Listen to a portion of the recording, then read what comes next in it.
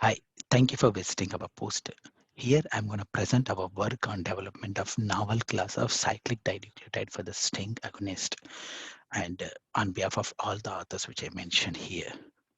Here is the title of our talk. On the right, we have a co-crystal structure of the human STING protein with one of our lead candidates. Here is a STING pathway and it's schematically illustrated here on the right side figure. 2' 3' CGAM is the natural ligand for the STING. Once the STING is activated, it triggers an immune response which results in the production of tumor-specific CD8 T cells. These killer T cells seek out for the tumor cells anywhere in the body, and some become into memory cells, which thereby results into the long-lasting immunity. And there are several STING agonists are under clinical development, and here listed some of them.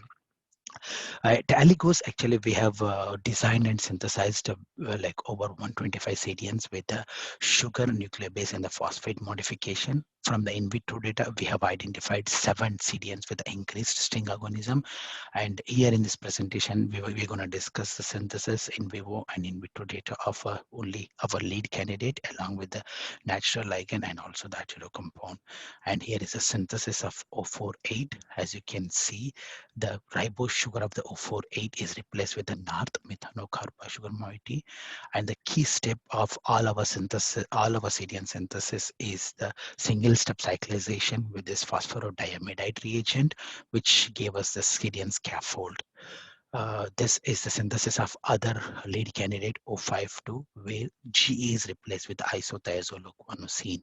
And here is in vitro data of our lead candidate along with the natural ligand and also for the Aduro compound. As you can see, both of our STING lead candidates have better affinity than the Aduro compound.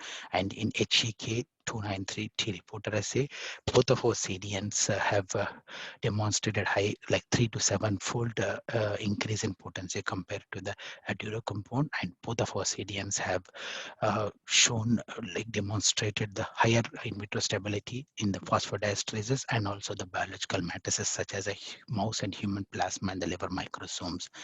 And with this impressive antitumor in vitro data, we wanted to proceed our compound with antitumor activity in the CT26 mouse tumor model.